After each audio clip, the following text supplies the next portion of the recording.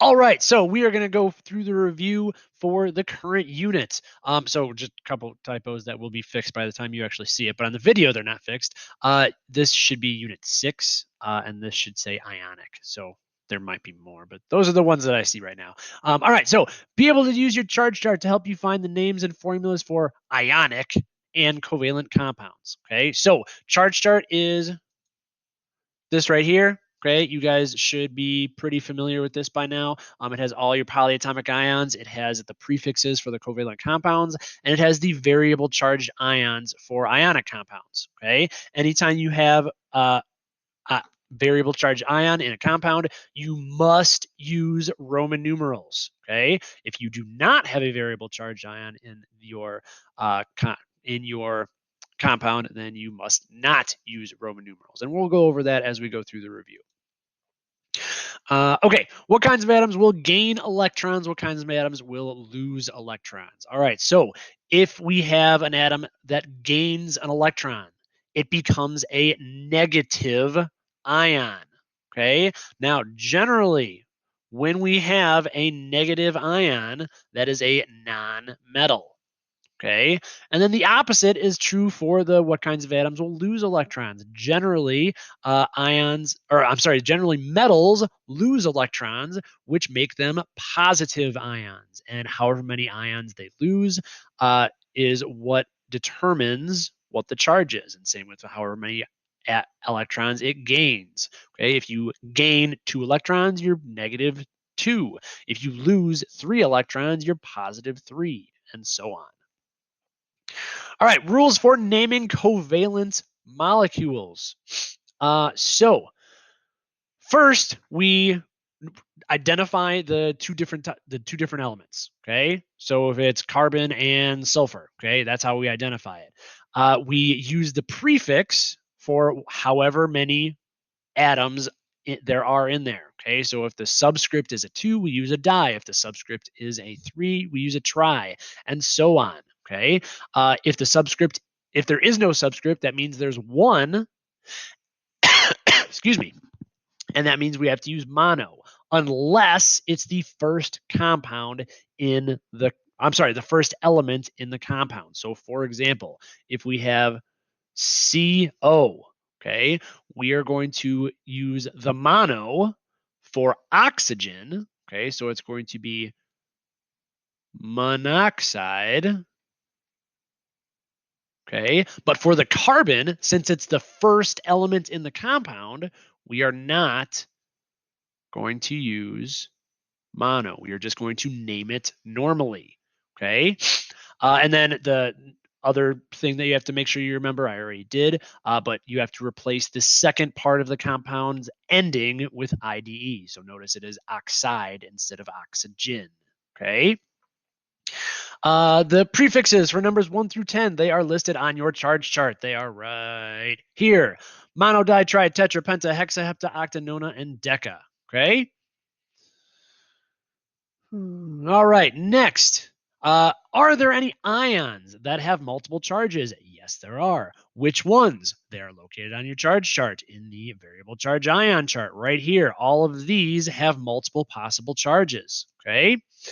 How can you tell the charge? Well, you can tell the charge by looking at the Roman numeral. Okay. So, for example, if we have iron Roman numeral 3 oxide, that means this particular iron has a charge of +3 because we have a 3 Roman numeral. Okay. All right. What rules exist for determining the name of an ionic compound? There are a lot for this. I'm not going to write all these down, but we are going to talk about all of them. So first, we just name the cation.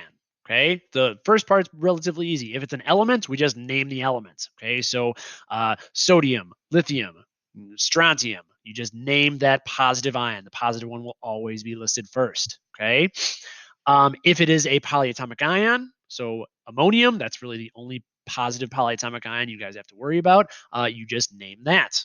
Okay, so the first part, pretty easy. You just say or write down the name. Okay. If it is a variable charged metal, okay, so if it is in the charge chart right here, okay, then you do need to figure out what the Roman numeral is, okay, and you do that based on the charge of the negative ion, which we will do a few examples of down below. Then after you're done with the cation, you name the anion. If it's just a single element, you replace the ending with IDE. If it is a polyatomic element, a polyatomic ion, you do not replace the N. Whatever the name is on the charge chart, okay, so any of these names, you do not replace it. You just write it as is. So it is going to be, so NO3 minus 1 is going to be nitrate.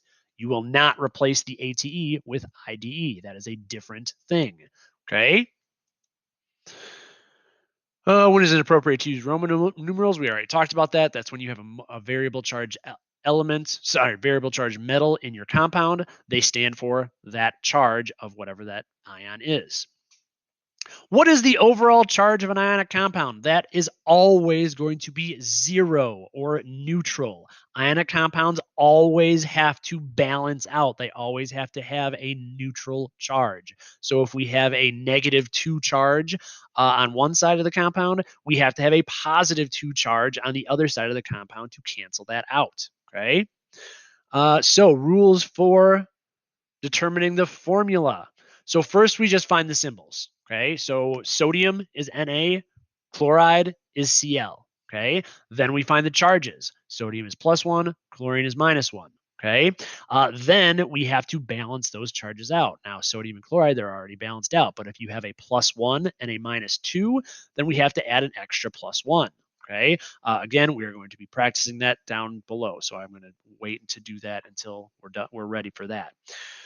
And then that is all for that. Okay, so now we're going to actually do some of these practice.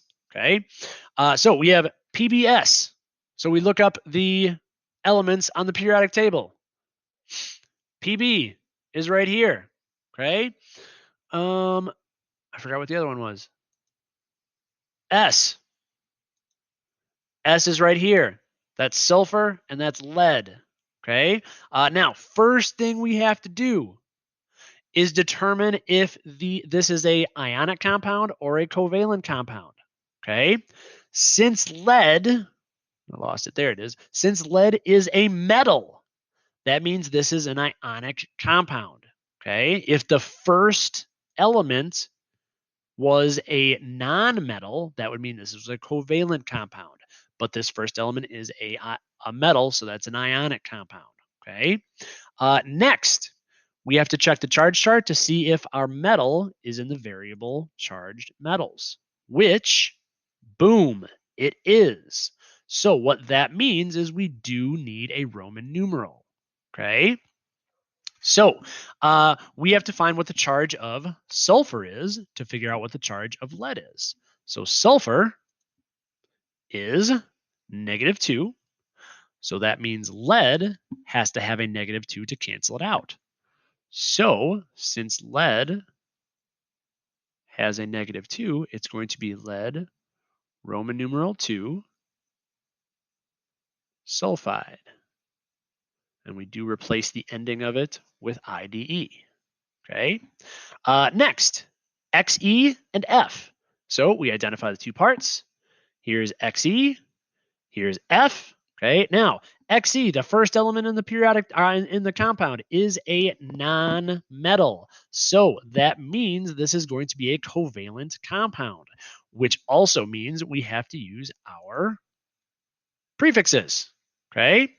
So xenon, there is one of, but since it's the first element in the compound, we are not going to put mono. So we're just going to write xenon. F is fluorine, and we replace the N with fluoride or with IDE, so it's fluoride. And then we look for the prefix for 6. The prefix for 6 is hexa. So this is going to be xenon hexafluoride.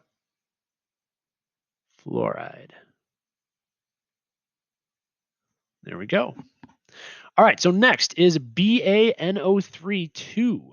So Ba and NO3. Now, there are 3 capital letters in this. That means there is a polyatomic ion in here somewhere. Now, this one's really easy to identify because the polyatomic ion is in parentheses. So we don't have to worry about, oh, is it this or that or whatever. It's in parentheses, so that means it is the polyatomic ion. First off, we're going to identify the Ba. Ba is right here. That's barium. It is a metal, which also means it's an ionic compound, but having a polyatomic ion in it also means it's an ionic compound, so we didn't necessarily have to do that. But it's definitely an ionic compound. Next, we are going to look up our polyatomic ion on the charge chart, NO32. I'm sorry, NO3. The 2 means there's 2 of them. So here's NO3. Okay, it is called nitrate. So we are just going to write barium. Oh, I'm sorry, I forgot to check and see if barium was on the variable charge chart. So we're going to look at our variable charge chart.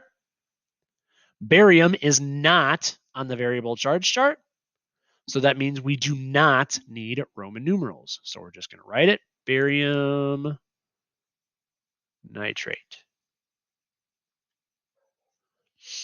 All right, next is OBr3. So we're going to find O and Br. There's O, oxygen. Br is right here, bromine. Oxygen is a non-metal, so that means this is a covalent compound, which means we need our prefixes. So O, there's one of them, and it's the first one. So we're just going to skip the mono. Oxygen, and then Br is bromine, which we're going to replace with bromide, and there are 3 of them, so we're going to do tri bromide.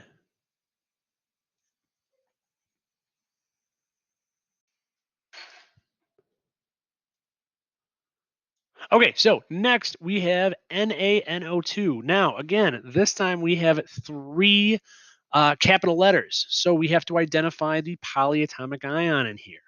The polyatomic ion in this case is NO2. So we're going to identify the 2 parts. We have Na, which is right here, sodium, and NO2, which is the polyatomic ion. So that is right here. So that's nitrate. Okay. Na is not on the variable charged ions. Okay. Oh, and also Na is a metal. So that means it is an ionic compound. Na is not on the variable charged metals. So that means no Roman numerals. So all we got to do is just name both of these parts. So sodium nitrite. All right, next is PbO. So we already identified Pb earlier as lead, and we identified it as having a multiple charge, so that is going to need Roman numerals. And since it is a metal, that means this is an ionic compound. O, we have already identified as oxygen. So now we just need to identify its charge, which is -2. So that means the lead is going to have a +2. So that means this is going to be lead, Roman numeral 2, oxide. All right, P3O8. So we have P and O. There's P. There's O. So we have phosphorus and oxygen. Phosphorus is a non-metal, which means this is covalent, which means we have to use the prefixes. So 3 is tri. 3 is tri. 8 is octo. So triphosphorus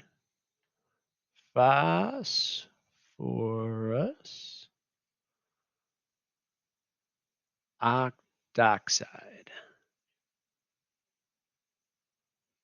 Okay, so notice we did drop the O from the octo because the element starts with a vowel. Generally, you want to do that just when it sounds better to do that. And it's going to usually be when the element starts with a vowel. Okay. All right. Next one, CaCr2O. This again has 3 capital letters, which means we have a polyatomic ion. In this case, the polyatomic ion is Cr2O7. Okay. So the other part is calcium, or I'm sorry, Ca. And so that is calcium. That is a metal, which means this is an ionic compound. Cr2O7 is this right here. So it's dichromate. That is the polyatomic ion's name. Ca is not in the variable charge ions, so we do not need Roman numerals. So we just name it calcium dichromate. And that's it. Next is N4O. So we have N and O. There's N, there's O. Both of these are nonmetals, which means this is a covalent compound, which means we need our prefixes. So 4 N's, 1 O. Oh, wrong thing. There we go. 4 is tetra, 1 is mono. So this is going to be tetra nitrogen monoxide. Again, we dropped the O from the mono because the element starts with a vowel and it sounds better. Monoxide sounds better than monoxide. All right, last one. We have MnO2. Sorry, MnO2. So Mn is right there. O is right there. Mn is a metal, which means this is an ionic compound. We look at our charge chart. Mn is in the variable charge chart, so we do need Roman numerals here. Oxygen has a charge of -2. So there are 2 oxygens, which means we have a total negative charge of -4. So that means Mn has to have a total positive charge of +4. So this is going to be, oh, and I forgot to show you guys what Mn is actually called. Mn is manganese. Okay. So that's going to be that's supposed to be a G. Manganese 4, which is IV oxide. There we go. All right, and I actually want to do one extra one because this didn't come up. So let's say we have Cu2S.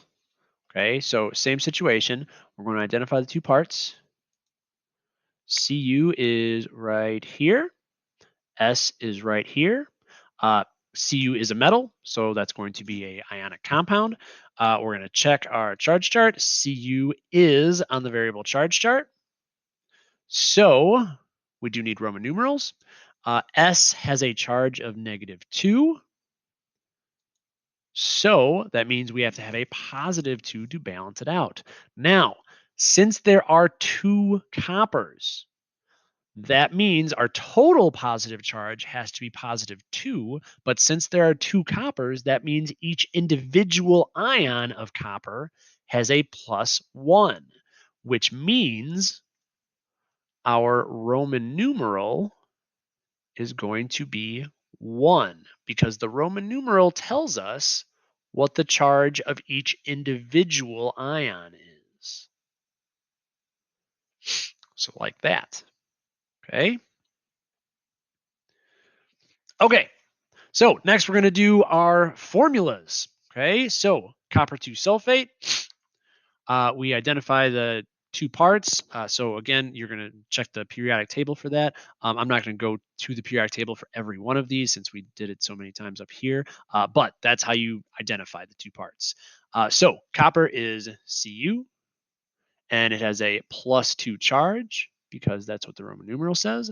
Sulfate, okay, since it ends in 8, that means it is a polyatomic ion. So you look it up on the charge chart. Sulfate is SO4 -2. Now, since they both are -2, we don't have to add anything extra. So that's just going to be CuSO4. They are balanced out and good to go. Next is phosphorus pentachloride. Now, since we do have a prefix on the chloride, that means this is a covalent compound. So all we got to do is, since there is no prefix on phosphorus, okay. Oh, and we got to identify it. So phosphorus is P, chloride is Cl. So since there's no prefix on phosphorus, that means there's just one of them. There is a pentachloride, so that means there's 5 chlorides. So that's just Cl5. Okay. Next, lead 2 nitrate. So the 2 means lead is a +2. So we're going to write that down. Pb +2. Nitrate is a polyatomic ion. So you look that up on the charge chart. It's NO3 -1. Now, this time we do not have an equal charge. So we have to add an extra NO3 -1. Now we have +2 and -1, 2. So we're good.